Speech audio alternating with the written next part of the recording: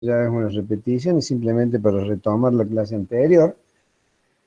Cuando yo instalo un tanque de reserva en altura, esa altura mínima del tanque, que abastece por gravedad, cuando se abastecen bajadas o columnas de distintas unidades, la altura mínima que debe tener sobre los artefactos a suministrar es de 4 metros. Solamente para casos de bajadas a un artefacto de una misma unidad, recién se permite 2 metros. Y 50 centímetros realmente son casos totalmente excepcionales.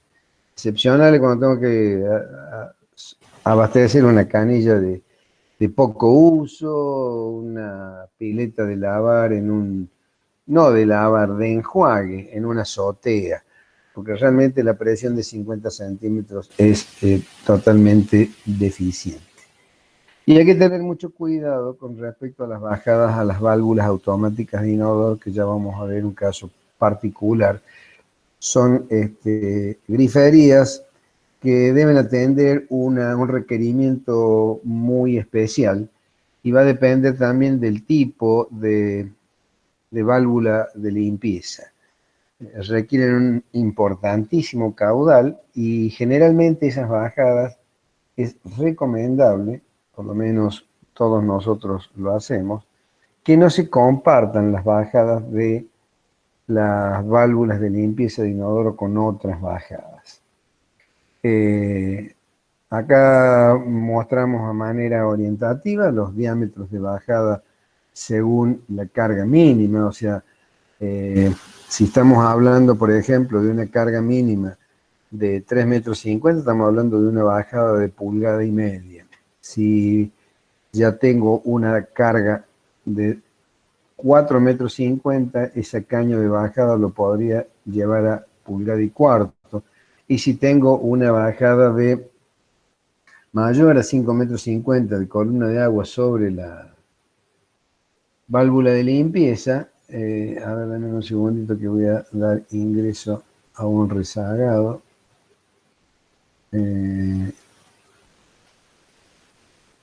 No lo veo en pantalla. Bueno, ahí estamos. No, esta pantalla no es. Vamos de nuevo. En todos los casos tendremos que revisar el número de válvulas a abastecer, el recorrido horizontal para verificar la pérdida de carga y fundamentalmente las particularidades de esas válvulas. Esto es simplemente orientativo y una advertencia para que las válvulas de inodoro no son elementos que se deben descuidar. En otros países las válvulas de limpieza reciben el nombre de fluxómetros. Se los aclaro porque por allí viene alguna especificación técnica con ese nombre para que ustedes tengan idea de qué se trata, fundamentalmente los países centroamericanos. Bueno, hasta aquí hemos hablado sobre dónde ubicarlo al tanque en relación a la altura. Estoy hablando de tanque de reserva. Y si es un hidroneumático, debemos presurizar de tal manera de garantizar las presiones que acabamos de dar. Ahora bien, ¿cuál va a ser la capacidad del tanque? Eso es un tema que no podemos darle cualquier cantidad. La cantidad tiene que estar limitada. ¿Por qué tiene que estar limitada?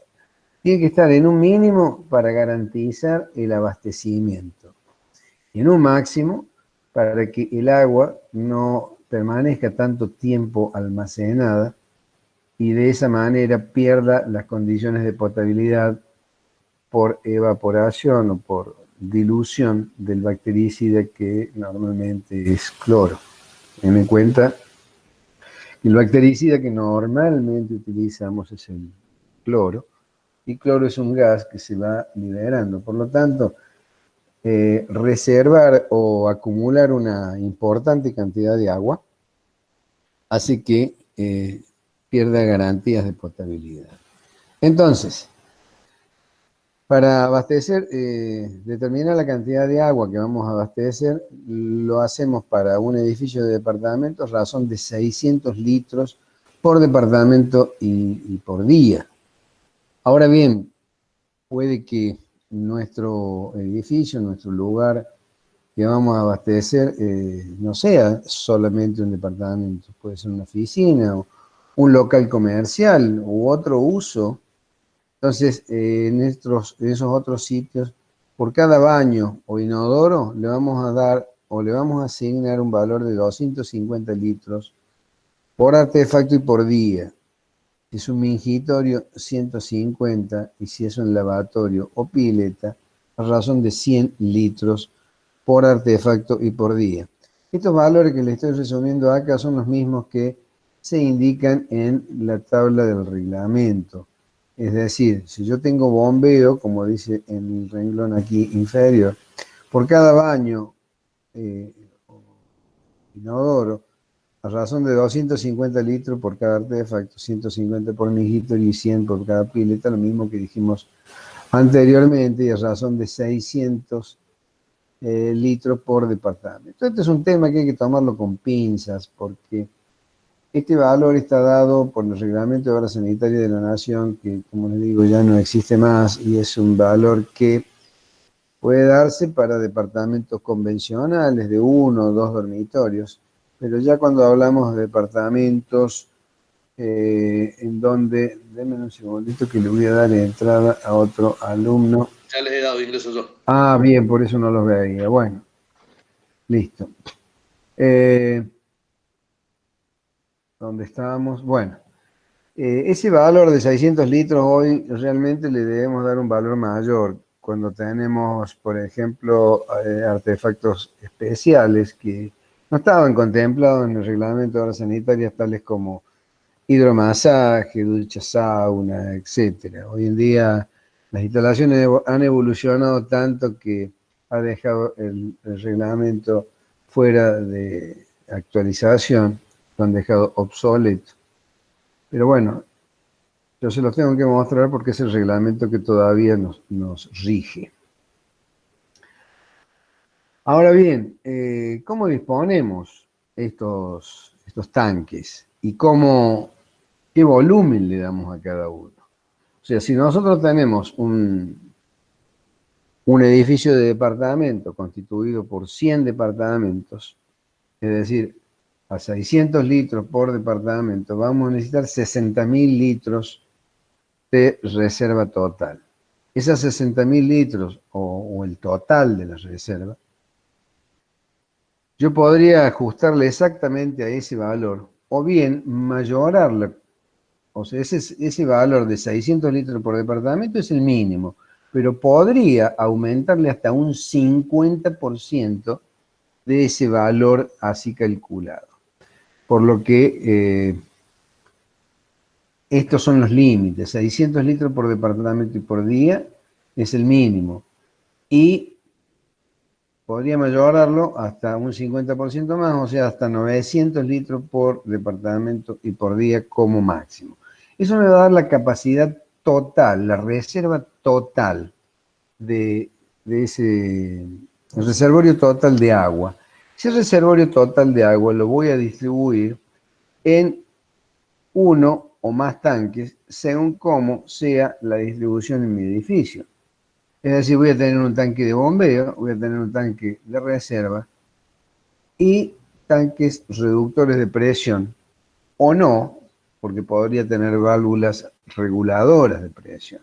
Recordemos que, bueno, acá dice 44 metros 60, se obtiene por redondeo 45 metros, ¿no? 45 metros. Es la presión máxima de abastecimiento que yo tengo que darle, no porque las cañerías no sean capaces de contener esa presión, sino es por una cuestión de funcionamiento de las griferías, los artefactos, etc. Bien, vamos a ver cómo dividimos esa reserva total. Para hacerlo más fácil, vamos a poner que la reserva total sean 100.000 litros y lo vamos a dividir en distintas fracciones. Reserva, bombeo. ¿Por qué vamos a dividirlo en distintas fracciones? Bueno, el objetivo de la división en distintas fracciones es, por un lado, garantizar el abastecimiento.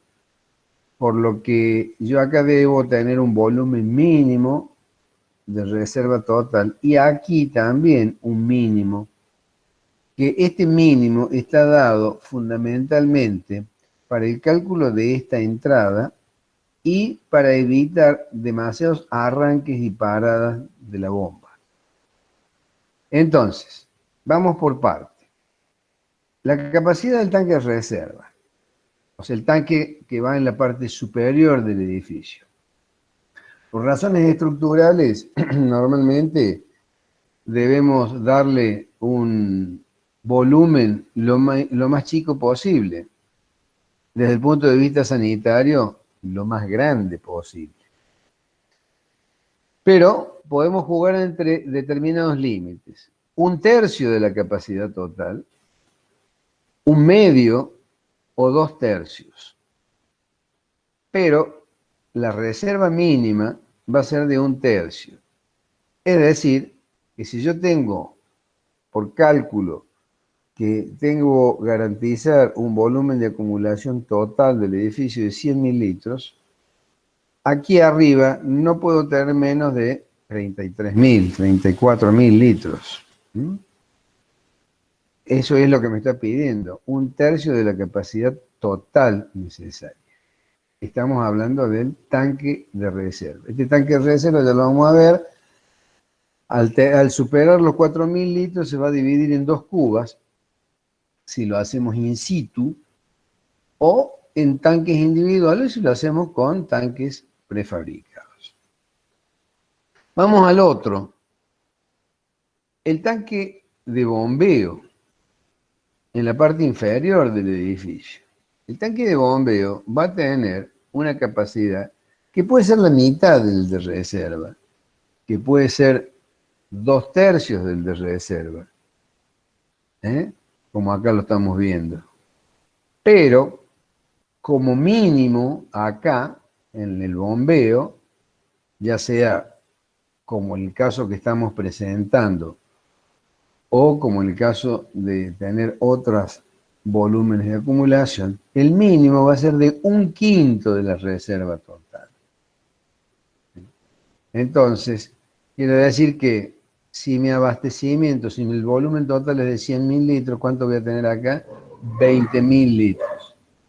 Y alguno de ustedes me podrá decir, ¿cómo? 20.000 en bombeo y 30.000 o 33.000 en reserva no hace la totalidad. Claro, estoy hablando de los volúmenes mínimos. Pues si yo pongo 1/5 acá, voy a tener que poner 4/5 arriba y viceversa. De manera que yo podría dividir 50.000 litros arriba, 50.000 litros abajo. Es una opción.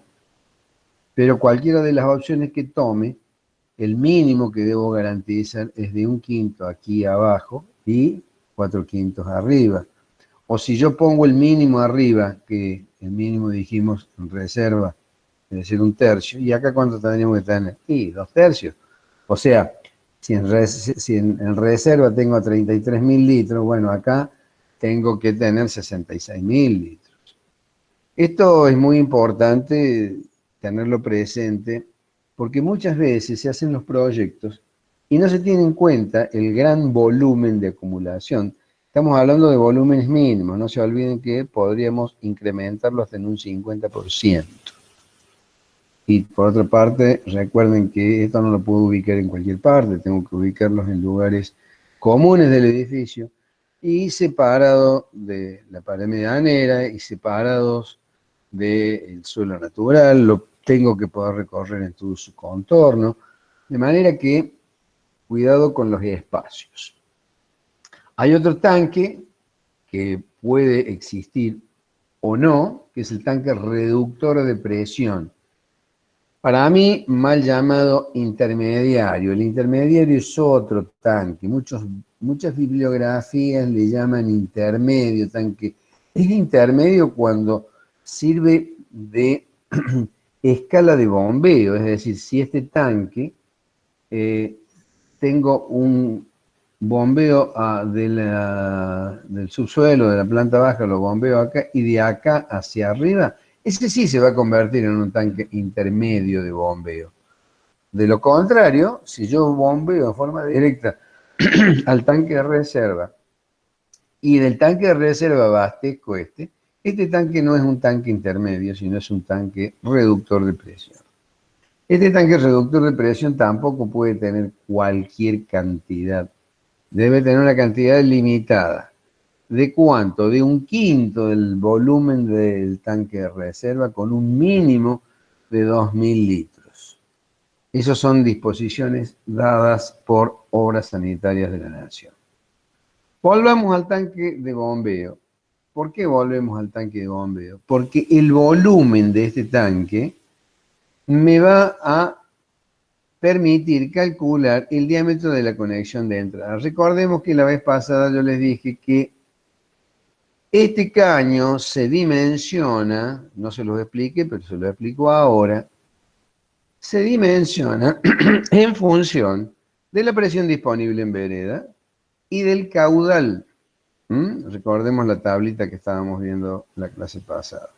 Ahora, ¿cómo determino ese caudal si yo acá tengo un volumen? Tengo un volumen mínimo que va a estar dado por un quinto del volumen total, que puede ser la mitad o puede ser lo que sea. El volumen que yo tenga en este tanque de bombeo, lo divido por un tiempo.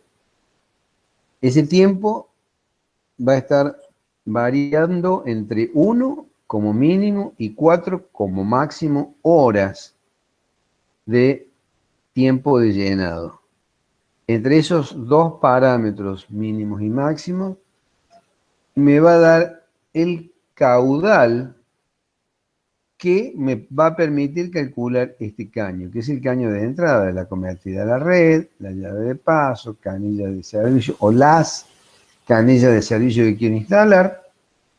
Ingreso acá me falta dibujar una válvula, ingresa al tanque, se regula la entrada por medio de una válvula flotante, y este tanque, al igual que el otro, tiene un caño de ventilación, que va a tomar aire de la atmósfera a los efectos de evitar que aquí se produzca el vacío.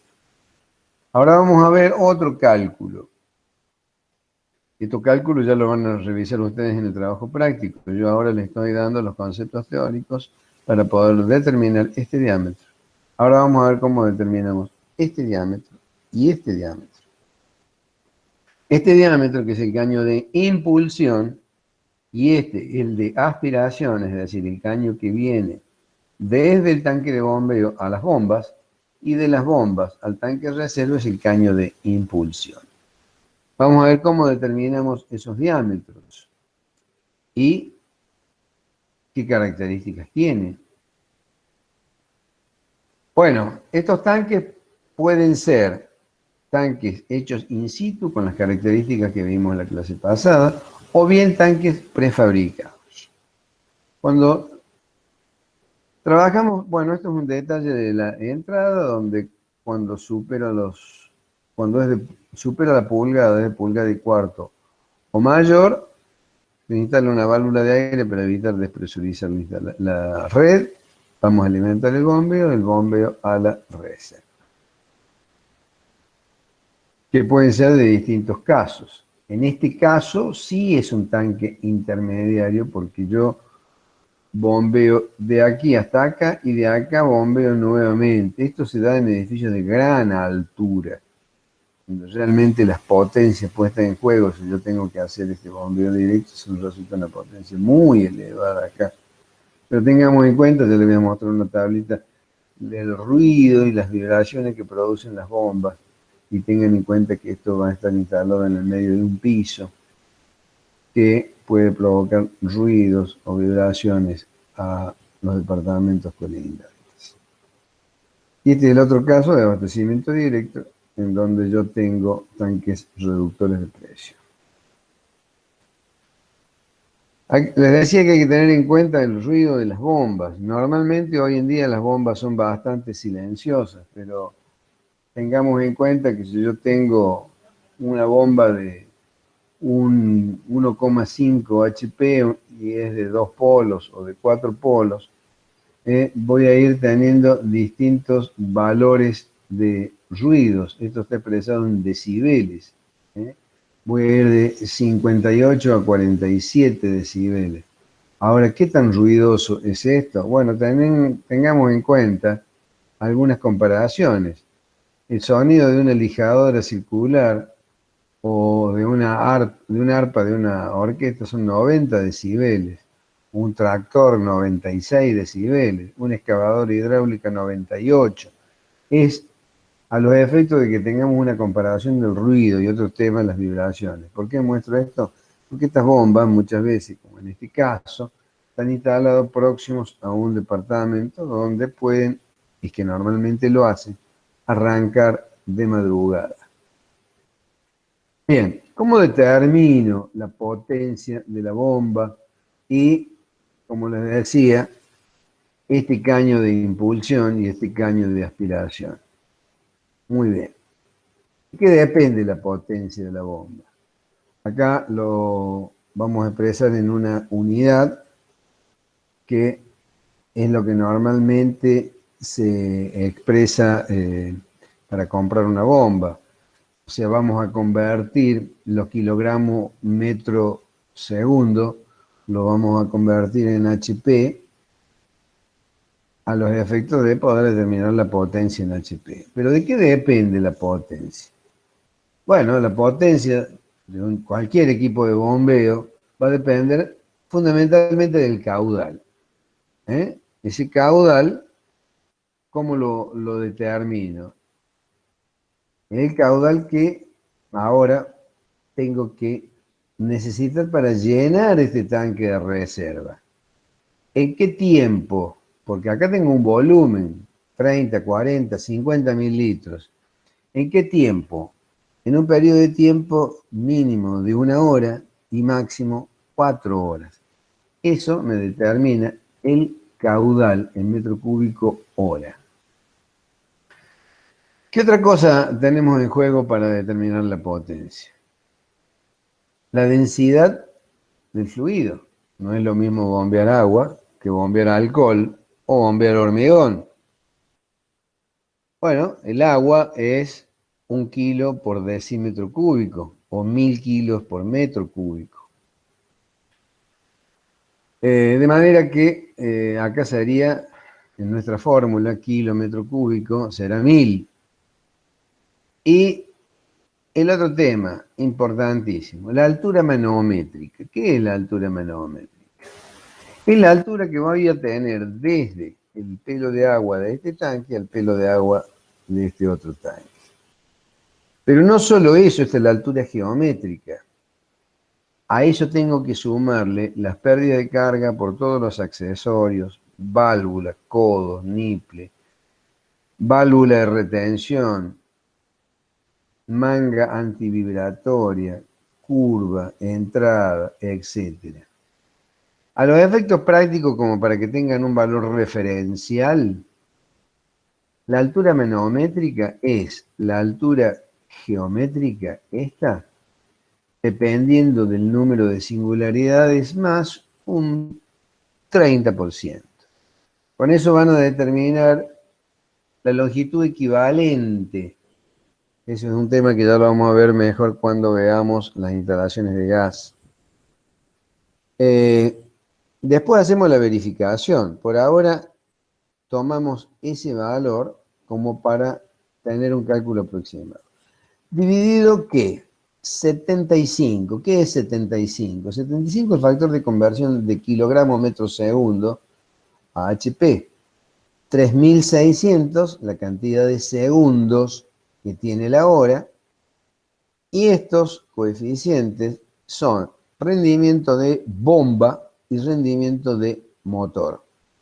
Más o menos, dependiendo de las características del motor, 2, 4, 6 polos, si estoy hablando de motor eléctrico, y de las características de la bomba, bomba centrífuga, bomba periférica, bomba a diafragma, la bomba que sea, que vamos a ver que para nosotros lo más recomendable es utilizar una bomba del tipo centrífugo o centrífuga. Este factor de rendimientos entre la bomba hidráulica, la bomba centrífuga y el motor, más o menos estamos en el orden de un 0,7, 0,65%. O sea que este valor en definitiva le podemos poner 0,7, que es un valor bastante adecuado. Entonces, de esta manera voy a determinar la potencia de la bomba. Bueno, obviamente que si ustedes la potencia de la bomba les da 0,66, obviamente esa bomba no la van a conseguir en el mercado. ¿Qué van a conseguir? Si el cálculo da 0,66 y tendrán que adoptar la inmediato superior comercial, que normalmente es una bomba de 3/4 de HP o directamente 1 HP. En relación al caño de impulsión, el caño de impulsión es el caño que va desde la bomba hasta nuestro tanque de reserva. Ese caño de impulsión va a estar dado por ¿qué? El mismo caudal que tenemos acá. Es decir, el volumen del tanque de reserva dividido el periodo de tiempo que elijamos, 1, 2, 3 o 4 horas. Va a ser igual, esta es la ecuación de la continuidad, velocidad por sección. ¿Qué sección? Sección del caño. Tratándose de caños de sección circular, como es en casi todos los casos, ese diámetro va a ser función de la raíz cuadrada del caudal por 4 sobre pi.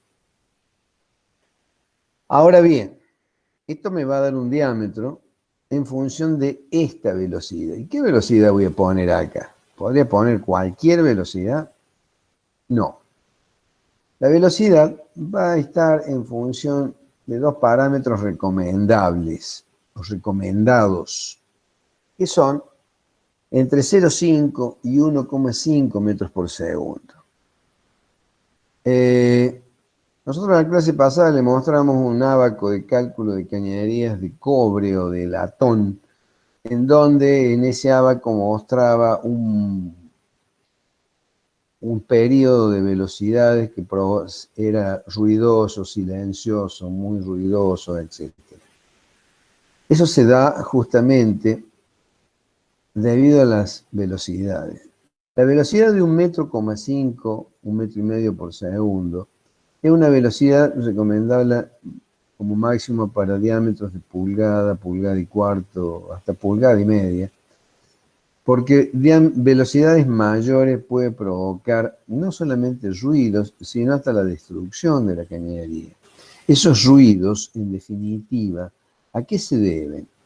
Se debe a un fenómeno que ustedes lo han estudiado en hidráulica, que se llama cavitación. Es un fenómeno que, debido a las condiciones de vórtice que se dan en algunos accesorios, se produce unas condiciones de presión donde hay desprendimiento de aire o de gases, o se generan gases de manera que en el flujo de este escurrimiento no hay solamente líquido, sino líquido más un fluido gaseoso que produce ese ruido que parece que arrastraran piedras dentro de la cañería. Ese fenómeno es el fenómeno de cavitación que se manifiesta mucho en la propia bomba y en algunos accesorios como válvulas de retención, válvulas de paso, etc. Para diámetros mayores podría aumentar un poquito este diámetro. Diámetros mayores a que 2,5 pulgadas, 3 pulgadas, cuando estoy hablando de diámetros ya importantes, 4 pulgadas. Y bueno, podríamos llevar esta velocidad a 2 metros o un poquito más. Pero para diámetros de 1,5 pulgadas para abajo, no es aconsejable utilizar velocidades mayores a esta, a 1,5 metros por segundo. Y en cuanto a la velocidad mínima, o sea, menor, y yo podría poner un caño de impulsión enorme. ¿Y en qué me va a perjudicar? Y en el costo. Por ese motivo es que se recomienda no poner velocidades menores a 0,5 metros por segundo. Bien, hasta aquí hemos determinado el diámetro de este caño, el caño de impulsión, el caño que va al tanque de reserva. Y este caño ¿Cómo se calcula este caño? Este caño, en esta otra se ve mejor, este caño que va de acá hasta acá, va a trabajar con la misma presión que esta y no va a trabajar con la misma presión. ¿Por qué? Y porque este va a estar sometido a esta presión. En cambio, este otro va a estar trabajando sometido a la presión del pelo de agua, cuando si este tanque todavía está con un nivel un poco más bajo, todavía la presión que está trabajando este caño es prácticamente este pelo de agua más la atmosférica. Entonces, las condiciones que presenta este caño, el caudal es el mismo acá que acá. ¿Y por qué va a ser diferente el diámetro? Y va a ser diferente porque las presiones a las que están sometidos ambos caños es diferente. ¿Qué pasa si yo acá le coloco un diámetro menor al que debiera?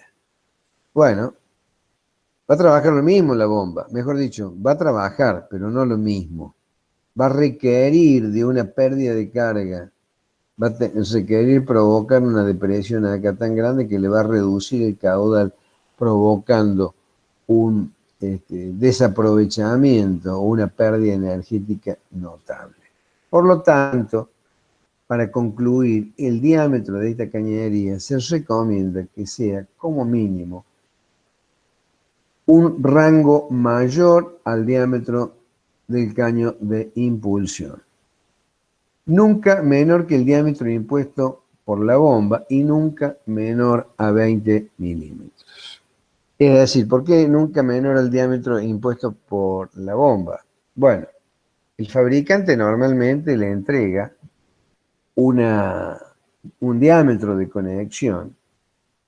Ese diámetro de conexión tenemos que tratar de respetarlo. ¿Qué pasa si no lo respetamos? ¿No funciona? Sí, funciona. Yo vengo con una bomba que tiene un diámetro de conexión de una pulgada y cuarto, y le pongo un caño de media pulgada. ¿Va a funcionar? Sí, claro, va a funcionar. ¿Qué va a pasar? Y la velocidad que voy a tener dentro del escurrimiento de ese caño va a ser notable. Posiblemente haya problemas de cavitación. Y con ello, un enorme gasto de energía para elevar esa velocidad. Por lo tanto, no es para nada recomendable reducir el diámetro de la entrada y la salida de la bomba. Se amortiza totalmente, los costos de los caños son muchísimo menores que el costo de las bombas y ni qué hablar del costo energético puesto en juego en el bombeo. Bombas para instalar hay de distintos tipos, distintas calidades. Acá le muestro una bomba que muchas veces se instala, pero no es recomendable. Esta es una bomba de turbina reducida, turbina pequeña, conocida en el mercado como bomba periférica. Esta bomba no es adecuada para el bombeo. ¿Podemos bombear agua con esto? Sí, podemos bombear agua. No es la función por la cual ha sido creada. Este tipo de bombas normalmente son bombas del tipo presurizadora. Tienen una curva de rendimiento que es la que mostramos acá para una bomba de medio HP.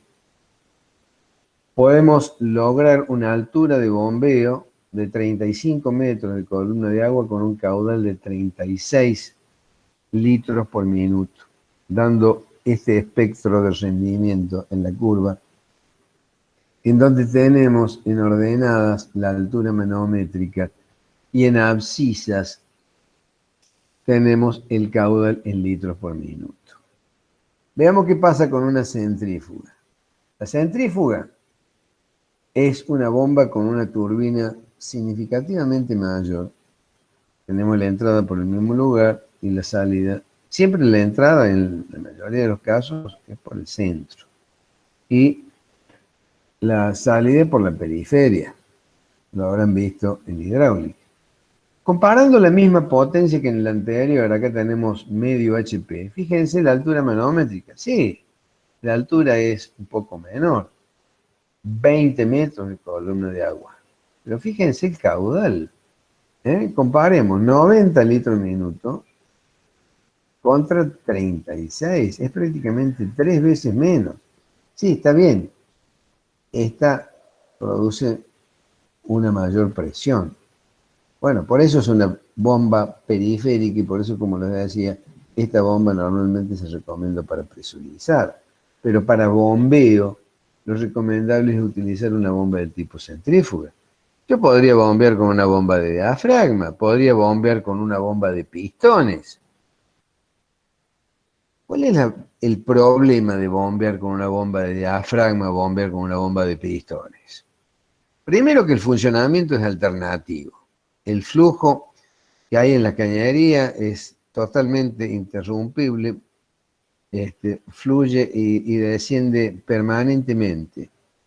Y el otro problema, si por descuido llego a cerrar una válvula en una bomba de pistones o en una bomba de diafragma, yo les aseguro que algo se va a romper. Un caño, una válvula, una junta elástica, algo se rompe. En una bomba centrífuga, si por descuido alguien cierra una válvula y la bomba se pone en marcha, no pasa nada. Lo peor que pasa es que, bueno, se puede calentar un poco el circuito de circulación de agua, estoy gastando energía inútilmente, pero romperse generalmente no se rompe nada. Esa es la ventaja de la bomba centrífuga.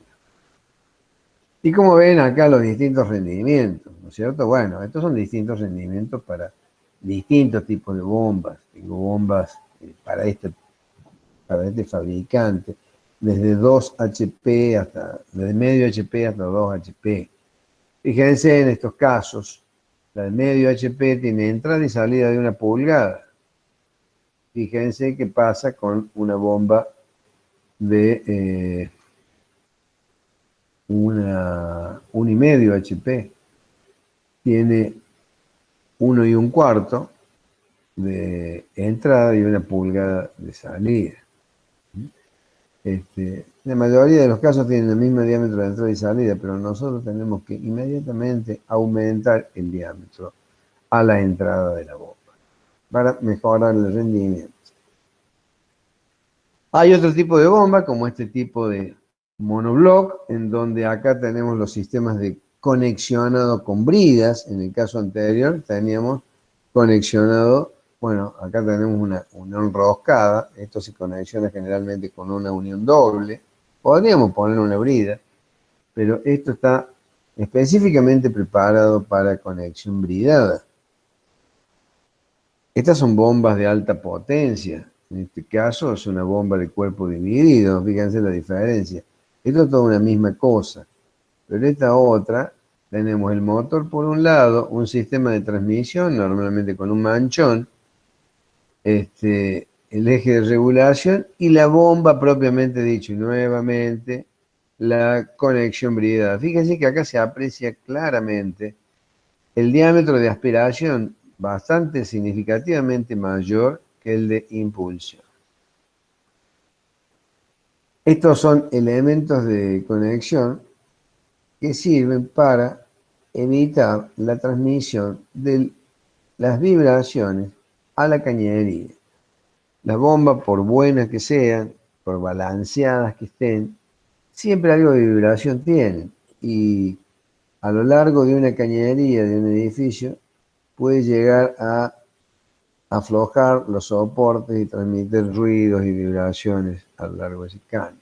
Entonces se instalan estos amortiguadores de vibración o juntas elásticas, en este caso de la izquierda, está dada por uniones dobles, y en el caso de la derecha por bridas. Otros elementos de conexión son las válvulas de retención.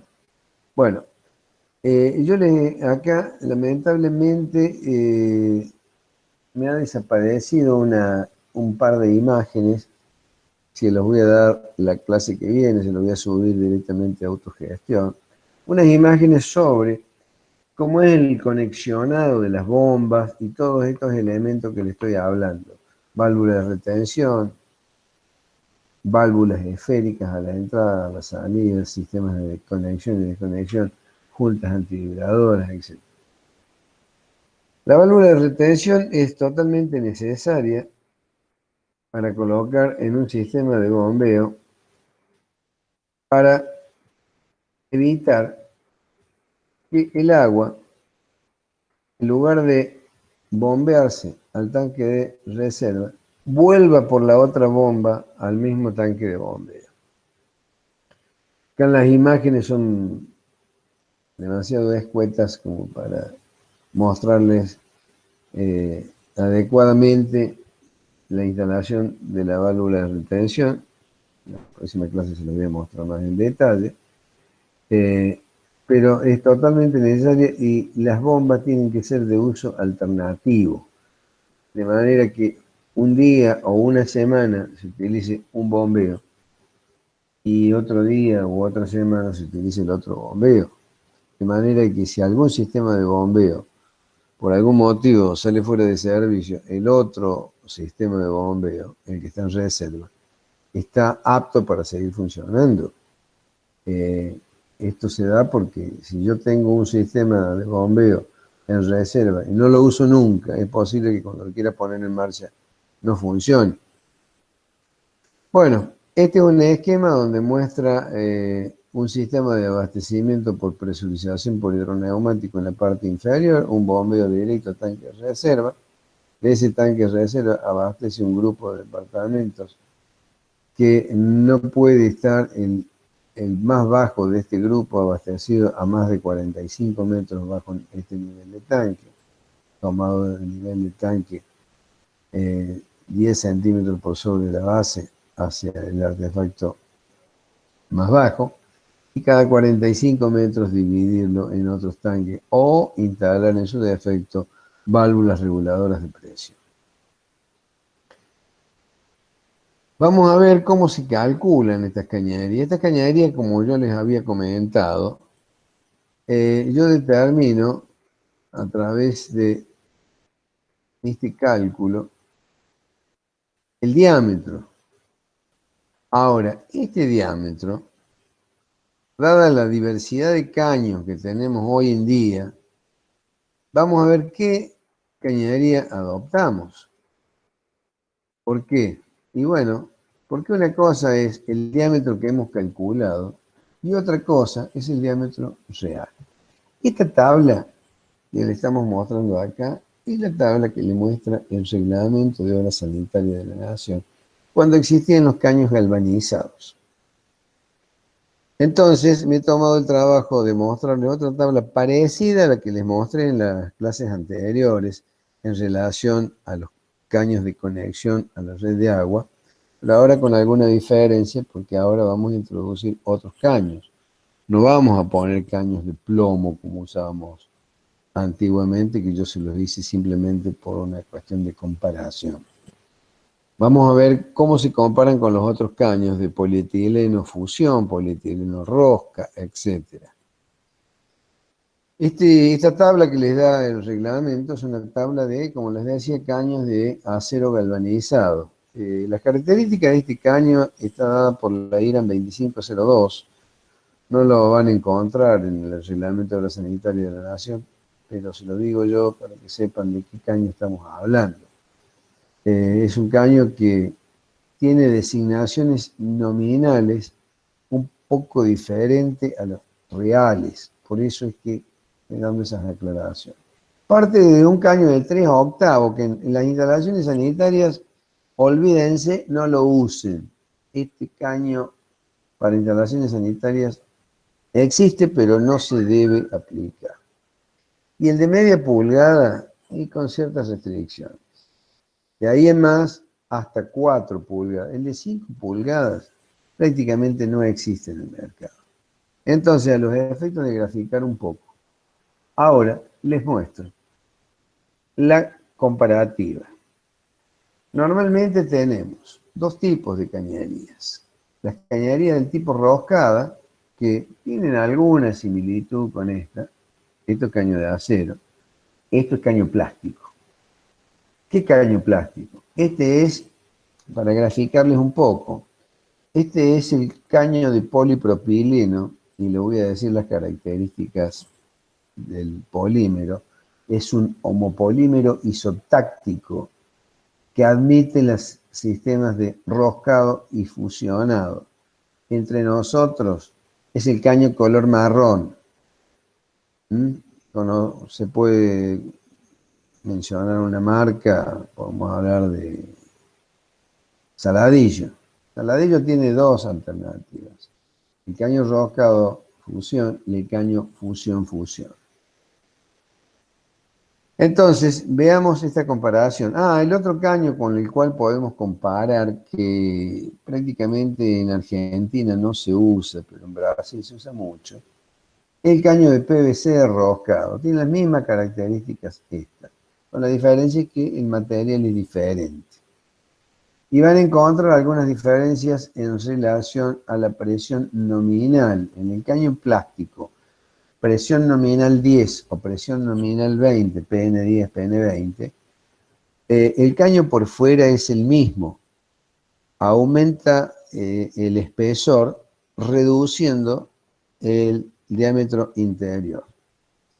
En este caso, la tabla que les estoy mostrando es para PN10, o sea, el caño de menor espesor. En todo caso, después les voy a mostrar las diferencias. Pero bueno, básicamente para que tengamos una comparación y no usemos la tabla esta anterior, porque la tabla es para hierro galvanizado y hoy en día no usamos hierro galvanizado. Esta tabla es válida para el caso de cañerías de impulsión, de aspiración y las bajadas que vamos a ver ahora en breve. Entonces, los caños de polipropileno roscado o fusión caracterizados con el diámetro nominal media, 3/4, 1, 1/4, etc., hasta 4 pulgadas. Si yo hago el cálculo de la media pulgada me daría 12,7 milímetros. Sin embargo, el diámetro exterior real es 21,2 y el interior es 16,5. Eso hace que tenga una sección nominal de 1,27 y real de 2,138. Fíjense qué pasa con el caño de media pulgada acá. Fíjense la sección que les está dando. Es decir, esta tabla para lo único que me sirve es para poder admitir secciones límites. Ya vamos a ver qué son las secciones límites cuando veamos los cálculos. De bajadas y sección límite admitida para colectores. En el caso del de media pulgada, me admite una determinada sección que en realidad, si yo instalo caños plásticos, la situación puede ser muy diferente. Fíjense que si yo lo comparo ahora con estos caños, que yo lo pinté de color verde, cañería de fusión, polipropileno, presión nominal 20, pero este es el caño verde, conocido como polipropileno random 3. El caño como una marca comercial como Aquasystem, caño fusión color verde de IPS, etc. Muchos fabricantes dicen, el caño de 20 milímetros es equivalente al de media pulgada. No, señor, no es así. Fíjense, el caño de 20 milímetros tiene una sección real, interior por supuesto, sección 1,37 centímetros cuadrados. Fíjense la sección real de este otro caño. Es casi el doble. Eso hay que tenerlo muy presente a la hora de tomar una decisión. Estas diferencias se dan entre una presión nominal de 10 y una presión nominal de 20. Por eso acá dice 2,138, acá dice 2,00. Y así como estoy comparando el caño de media pulgada, son todos los otros caños. 2 pulgadas, 3, etc. El caso del caño de fusión llega hasta 90 milímetros.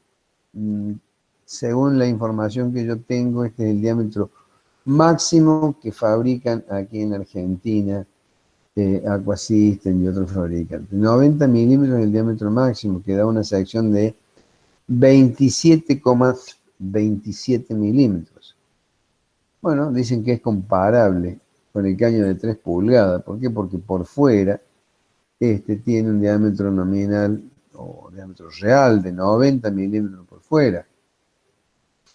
este tiene un diámetro real por fuera de 88 milímetros, casi 89, pero tiene una sección interior real de 35, este valor me parece que está mal calculado, 35,89.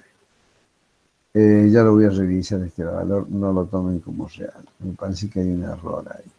Bueno, y para terminar la comparación, estos caños se proveen en longitudes de 6,40 metros y estos se proveen en longitudes de 4 metros. Cuidado porque muchas veces dicen, el precio es más o menos lo mismo. No, hay una diferencia muy importante si comparo caño con caño. Tendré que comparar metro por metro y sección por sección. Bien, esto sirve para dimensionar el caño de impulsión, el caño de aspiración y el caño colector, que lo insinué en la clase pasada. Pero este caño colector todavía no lo puedo dimensionar. ¿Por qué? Porque tengo que dimensionar primero las bajadas. Y vamos a ver cómo es esta historia. Este caño colector, bueno, acá tengo un detalle, el caño colector, que ya lo vamos a ver en detalle. Vamos a ver el tema de los tanques. Bueno, acá tengo algunos ejemplos de colectores, ya volvemos a ver distintos ejemplos. El tanque yo lo puedo armar con una cuba, en el caso de ser un prefabricado y tener una sola bajada, como en este caso, en donde la recomendación es utilizar una disposición de estas características. Este tanque puede ser de polietileno, puede ser de acero inoxidable, puede ser de fibra de vidrio, plástico reforzado con fibra de vidrio. Entonces debo instalar una brida de conexión con una junta de goma para evitar la fuga de agua, y el agua se mete por acá. Y llega a una T, que esto es propiamente el colector de una sola bajada, una sola rama de bajada. ¿Pero para qué sirve esto? Esto sirve para limpiar el tanque, tiene una válvula de limpieza y tiene una toma de salida un poco más alto para que aquí se acumule el residuo indeseable para evitar que ese residuo baje a la cañería de bajada. Y tiene una válvula de cierre, normalmente una esférica, para cerrar el paso del agua. A veces, algunos tanques tienen una práctica de salida en un lateral, y la forma de plantearla, esa salida, sería en estas condiciones. Fíjense que acá la brida de conexión del tanque está ligeramente sobrelevada del fondo. ¿Por qué? Porque obviamente no puedo, o mejor dicho, no se debe colocar esta brida en un elemento curvo, porque si no, no sella, tiene que estar colocado sobre la parte plana, de manera que la curva quede directamente por fuera de la brida. ¿Qué pasa si yo tengo dos bajadas para un mismo tanque? Procedo de esta manera. Una válvula general y una, dos o más bajadas si tuviese. Ahora bien, si tengo dos cubas o más, voy a tener las conexiones de tanque en cada una de las cubas y lo voy a unir por lo que denomina un puente colector. Esta es la solución más común.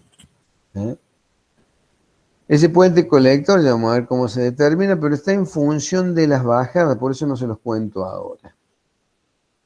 Entonces,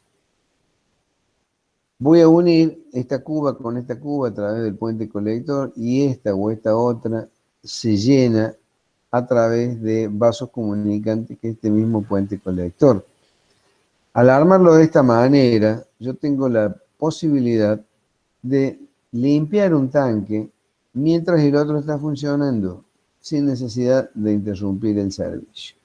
Vamos a ver cómo se hace. Ahora bien, si yo tengo dos tanques, una posibilidad de lograr bajada sería así, una directa para acá, que no es lo recomendable. Lo recomendable es unir esta bajada con esta otra y bajar por el medio, de manera de utilizar este caño y este caño como caños de bajada. Ahora bien, si yo tengo 3 cubas, es bastante común, 3, 4, 5, 6 cubas. Muchos pueden agarrar y decir, poner el puente colector de este lado, entonces yo puenteo todos los tanques y por una cuestión de comodidad, hago todas las bajadas de acá.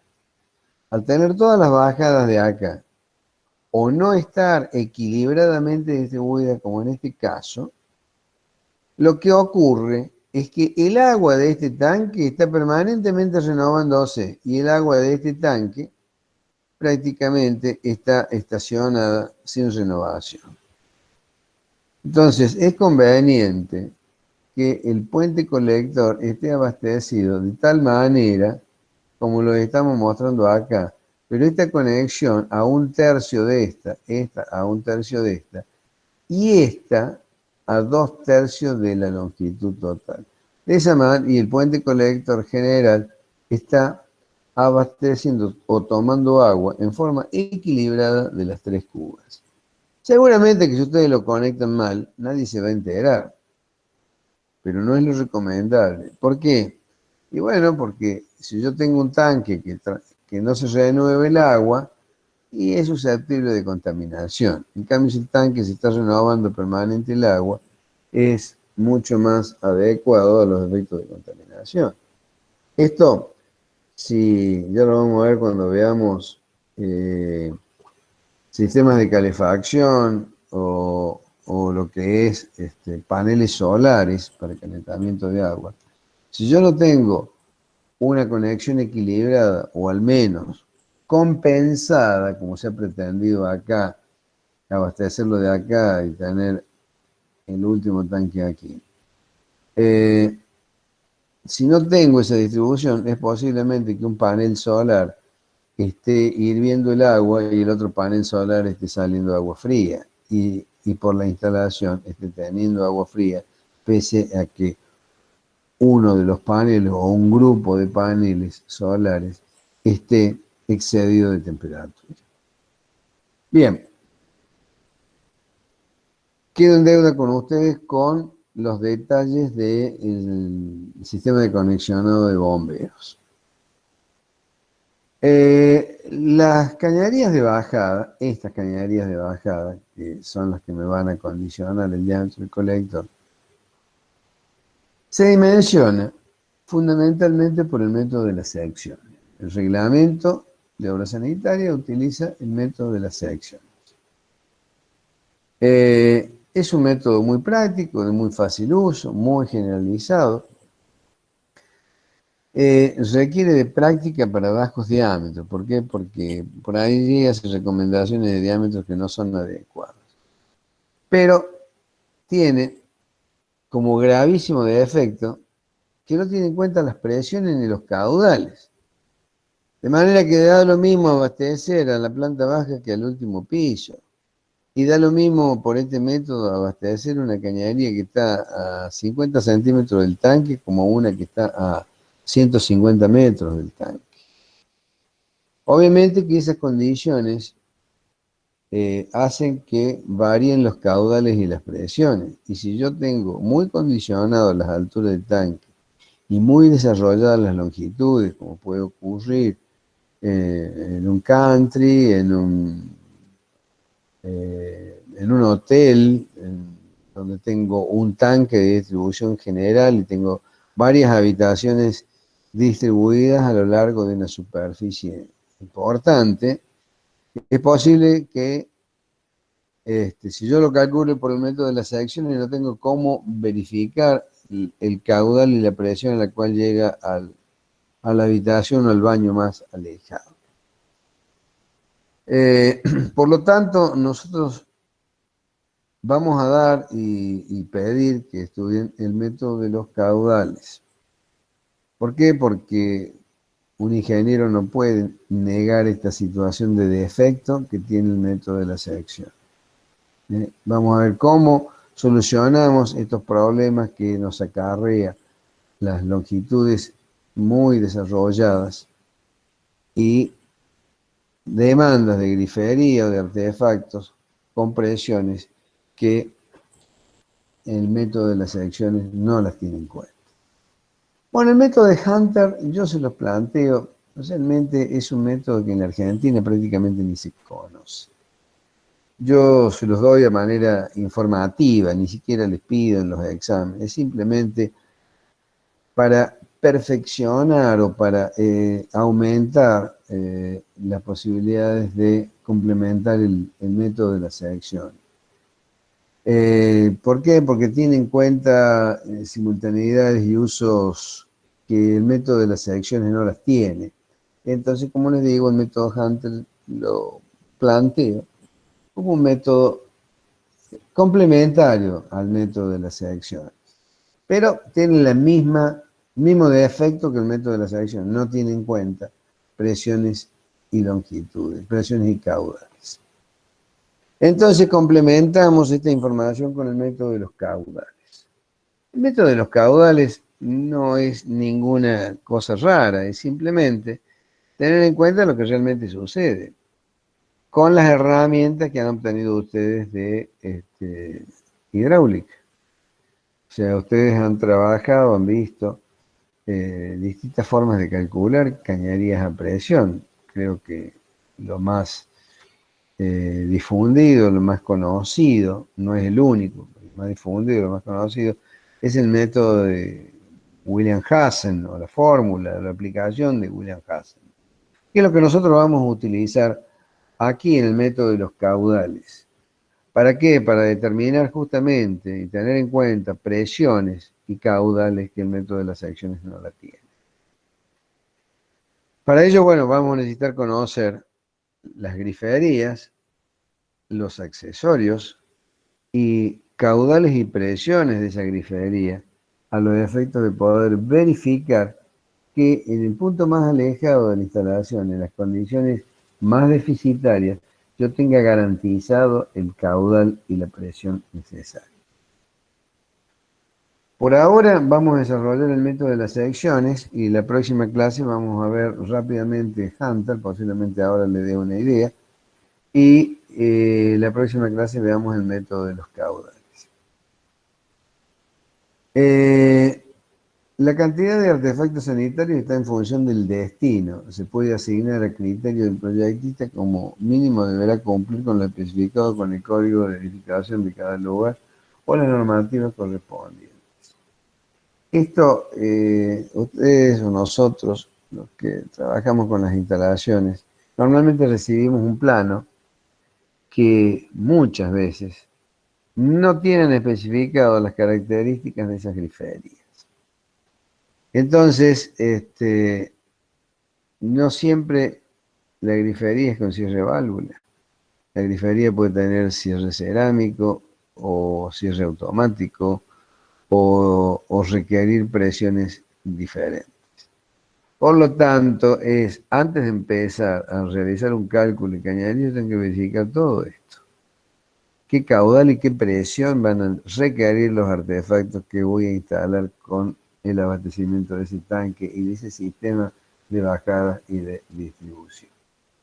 Normalmente las cañerías, yo de acá leo un esquemita muy sencillo a los efectos de ejemplificar cómo es el sistema de distribución en un baño. Normalmente la cañería en un baño va a la altura de 60, 50, 70 centímetros sobre el nivel de piso y va haciendo los distintos abastecimientos, los distintos artefactos de la manera en que se está mostrando acá. Bueno, acá entra al depósito del inodoro. En algunos casos puede entrar por debajo, en el caso de ser un inodoro con depósito exterior, lo que normalmente llamamos de mochila. La conexión del bidet, normalmente el caño lo tenemos aquí arriba y la conexión aquí abajo. a los efectos de evitar ese desifonaje tan peligroso que venimos de los artefactos peligrosos. La conexión del lavatorio se instala en la parte inferior de esta bacha y se conecta por la grifería hacia arriba. Y aquí podemos entrar, en el caso de una bañera no es recomendable entrar por acá, sino entrar más arriba. A los efectos de tener que hacer una reparación, no tenemos que romper para correr la bañera. Y en el caso de la cocina podemos tener, de la bacha de cocina, tenemos un abastecimiento de estas características. O por la parte superior. ¿En qué cambia esto? Bueno, eso también es una cuestión de diseño.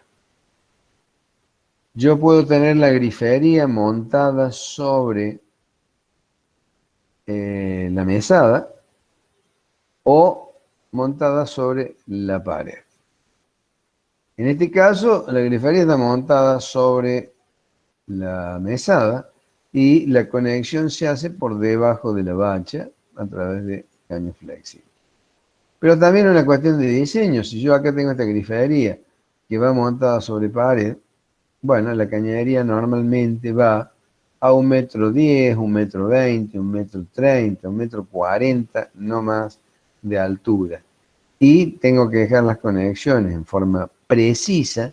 Acá abajo puedo dejarla un poco más improlija porque puedo jugar, dado que estas conexiones son externas, son aéreas. Pero acá, cuando yo tengo grifería sobremesada, tengo que tener la precisión de la ubicación y de la alineación con respecto a la posición de esa cañería. Este es un simple comentario a los efectos de indicarles cómo debe ser la distribución de las cañerías.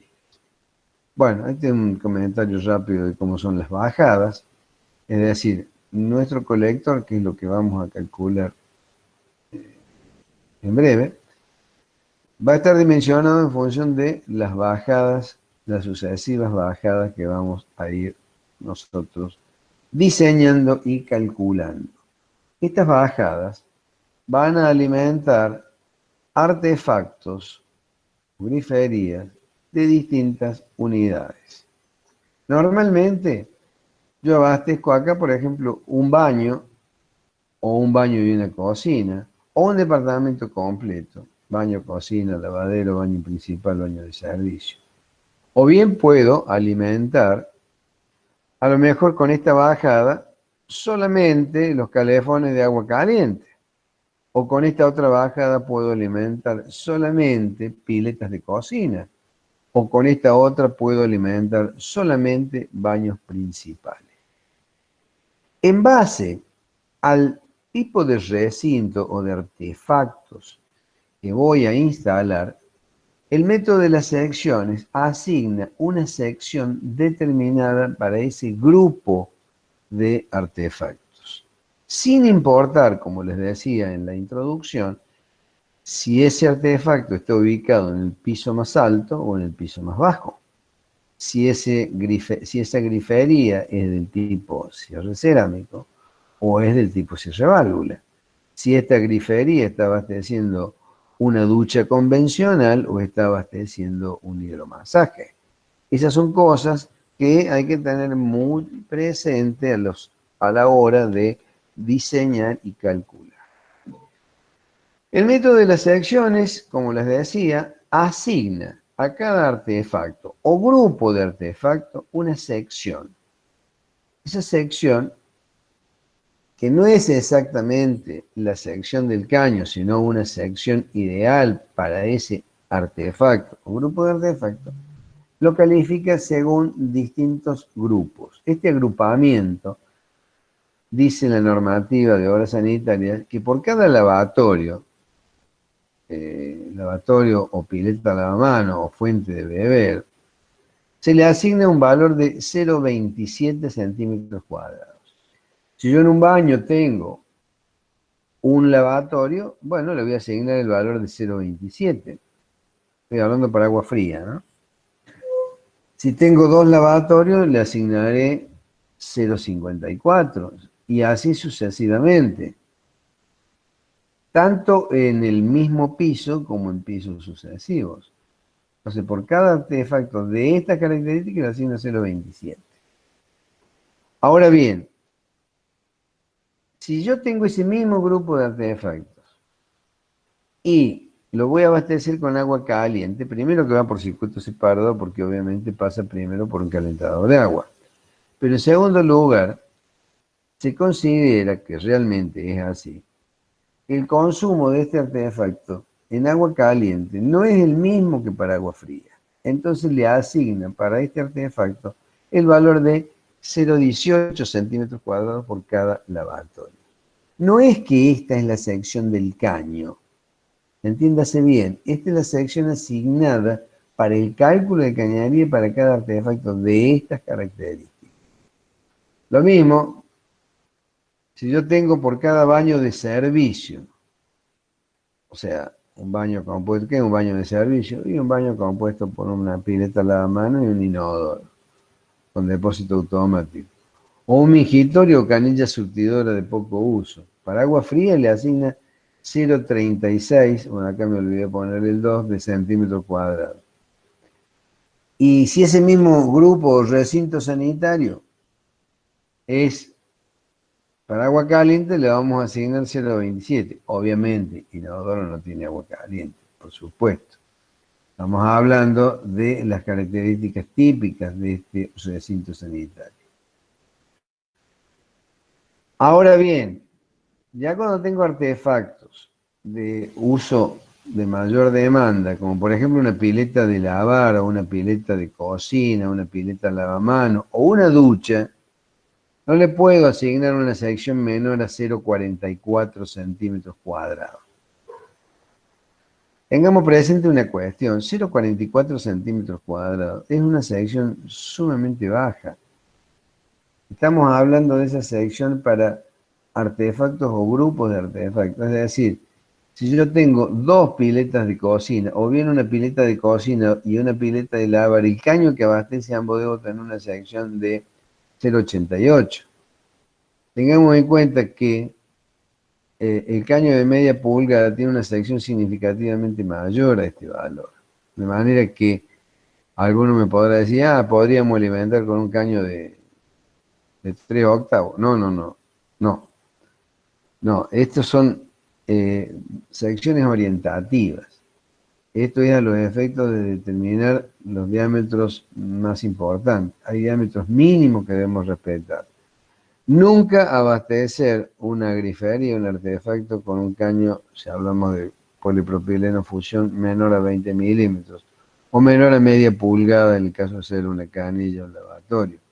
Y si es una conexión a un baño, a un departamento, y si 25 milímetros de diámetro exterior, que equivale a uno de 3/4 en diámetro de rosca. Y para agua caliente, la sección es un poco menor, un rango menor, pero no un rango menor de caño, es un rango menor de sección de tipo de abastecimiento que 0,36 para agua caliente. Bueno, de la misma forma continúa en la descripción y nos da que para un baño principal o baño de servicio o un grupo compuesto por pileta de lavar, pileta de cocina y lavamanos, la sección mínima va a ser de 0,53.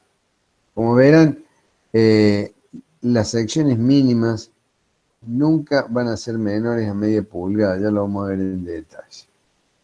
Ahora bien, por cada baño principal o de servicio y pileta de lavar, y pileta de lavar, y pileta de cocina, y lavamanos, o baño principal y de servicio,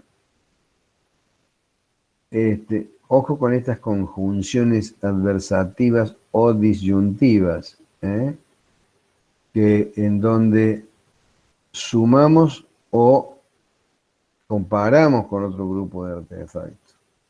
Agua fría, 0,62 centímetros cuadrados, la sección mínima de abastecimiento para este grupo sanitario compuesto de baño principal y de servicio.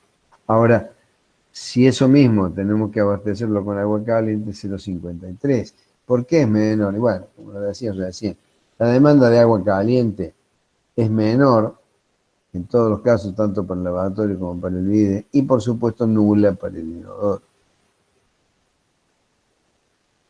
Y tenemos, por último, por cada unidad locativa compuesta de baño principal, de servicio y pileta de lavar, de cocina y lavamanos, es decir, por una bajada por un departamento podríamos asignarle el valor de 0,71. Pero ¿qué pasa? Yo le asigno a un departamento 0,71. Bueno, voy a bajar con un caño 0,71. Una sección de 0,71. ¿Qué caño corresponde? Me voy a la tabla de caños.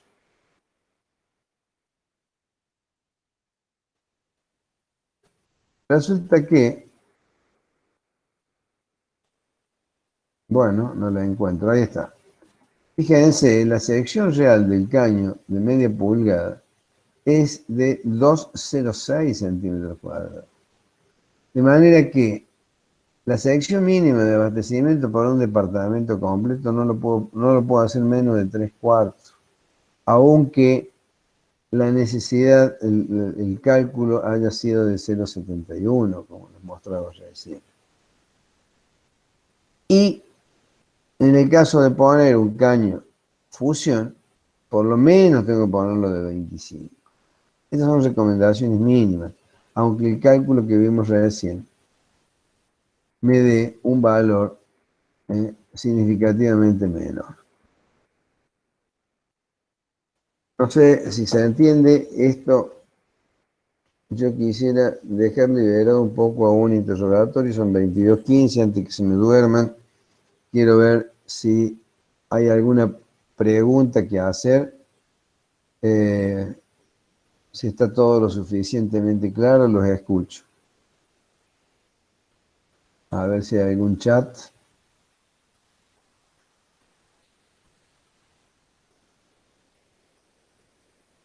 (21:56). Me dice, profe, ¿cómo recomienda conectar la cañería de alimentación de los tanques de reserva en el caso anterior donde tenemos los 3 tanques? Recomienda conectar la cañería de alimentación. Sea 1, 2, 3, 4 o más tanques, se conecta solo uno de ellos. El otro tanque o los otros tanques se abastecen a través del caño colector. Denme un segundito que está sonando un teléfono que me molesta. Bueno, ya está, dejo de sonar. De manera que si yo tengo 2, 3, 4, 5 tanques vinculados entre sí, solamente abastezco uno. ¿Qué otra pregunta? En esa fórmula de diámetro, ¿no falta la velocidad dividiendo? A ver.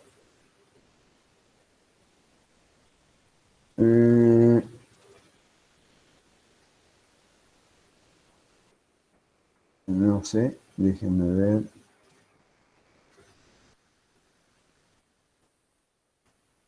Imagino que será el cálculo del caño de impulsión, la pregunta que está refiriendo.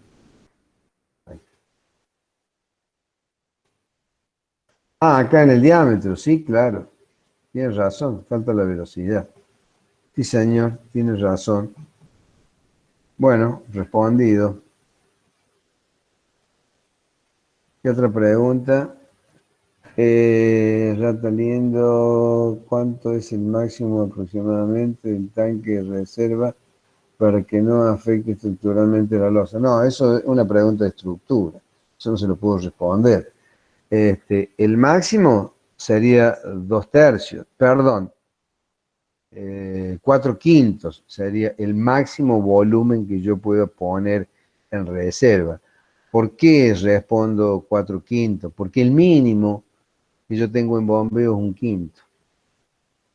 ¿Qué otra pregunta? Profe, no entendí. En el tanque reserva, la reserva mínima de 1/3 de la capacidad de la reserva total del tanque. No, reserva total. Si yo calculo 600 litros por departamento y tengo 10 departamentos, son 6.000 litros. El tercio va a ser 2.000 litros. ¿Mm? ¿Está bien? ¿Alguna pregunta? No sé si he respondido a estos chats que me han hecho. Si tienen alguna duda o si he respondido bien, me lo dicen.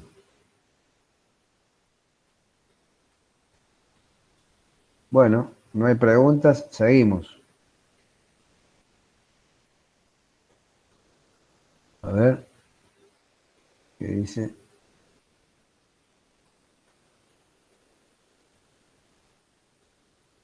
Brenner dice, sí, profe, ese caudal para el cálculo de la cañería de impulsión, ¿cuál usa? ¿Cómo, profe? Ese caudal para el cálculo de cañería de impulsión, ¿cuál usamos? Bueno, usamos el caudal que determina el volumen del tanque de reserva dividido el periodo de tiempo que yo elija, de 1 o 4 horas. Eso me va a dar el caudal con el cual voy a dimensionar el caño de impulsión. Hizo la pregunta que hizo Kevin Álvarez Plate. A ver, algún audio, por favor, para saber si hemos llegado correctamente. Sí, profe, todo bien. ¿Todo bien? ¿No hay ninguna pregunta? Seguimos entonces. Nos quedan unos pocos minutos. Bueno, entonces, Profe, ¿me escucha? escucho, sí, Eh, adelante. yo había preguntado, arriba estaba mi pregunta, que cuándo iba a dar el método de los caudales, porque yo quería empezar con con los cálculos para la instalación de agua y tenía como varias dudas. El método de los caudales lo voy a empezar a dar la semana que viene, el miércoles próximo. Ahora Ah, voy a bueno, concluir con el método de secciones. Vamos a ver el dimensionamiento de colector, de bajadas y todo lo demás, pero vamos a concluir y vamos a hacer un método de los caudales la semana que viene. ok, No nos hacemos tiempo, son 22 y 20, no llegamos. ok, gracias, profe. No por nada. ¿Alguien más? Bueno, listo. Seguimos entonces.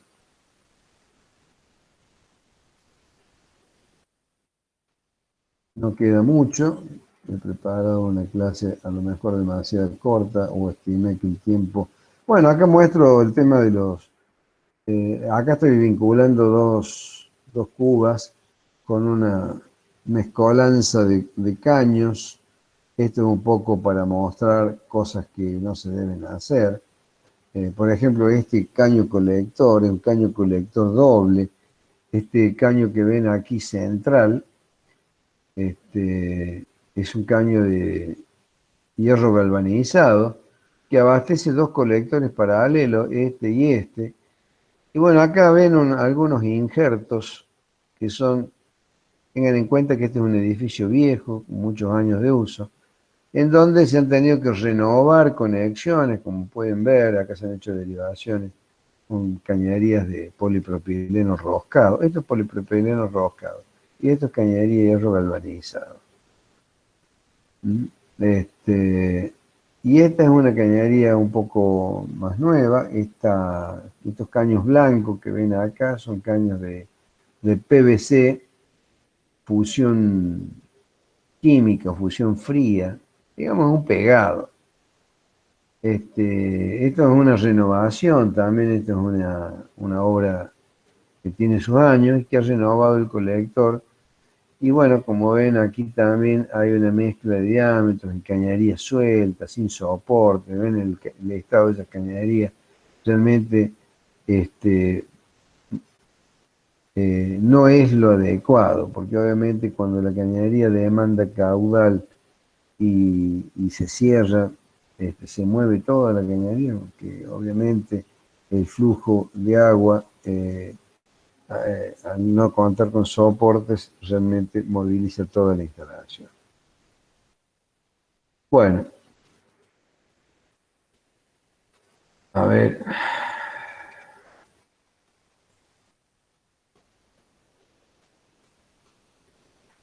Esto es una introducción del método de Hunter. ¿Qué tiene de diferente el método de Hunter? Bueno, tiene mucho más tablas que la que tiene el método de las selecciones. En este caso, por ejemplo, es una tabla para recintos sanitarios de uso público, en donde es diferente. A ver, un segundito, por favor.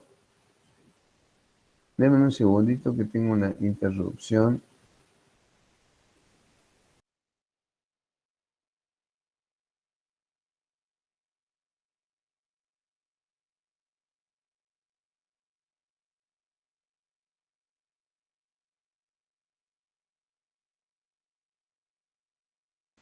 Bueno, seguimos, disculpen la interrupción. Tiene muchas tablas en donde le va dando distintos valores de unidades de gasto. A diferencia del método de las secciones, que le da secciones, este le da factores de uso.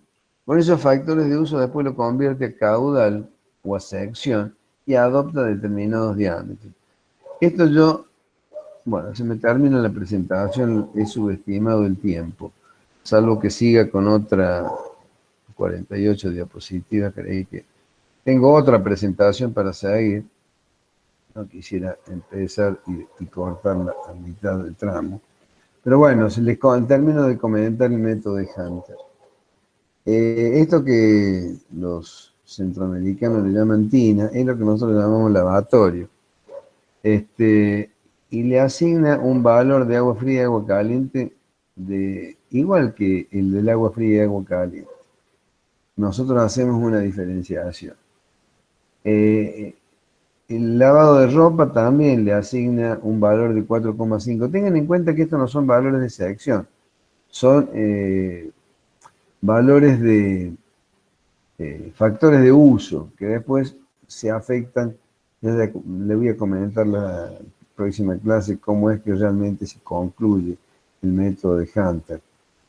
Va asignando distintos factores de uso y con esos factores de uso va asignando distintas secciones y por ende distintos diámetros de cañería.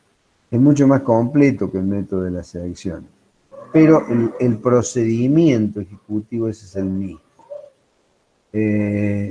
O sea, inodoro con tanque me refiero o se refiere al inodoro con depósito interior o exterior, depósito de embutido, depósito de exterior. Le asigno un valor de 5.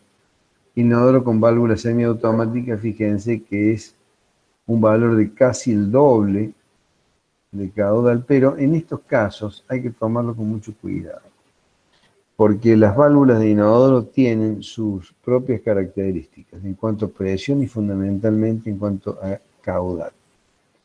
Bueno,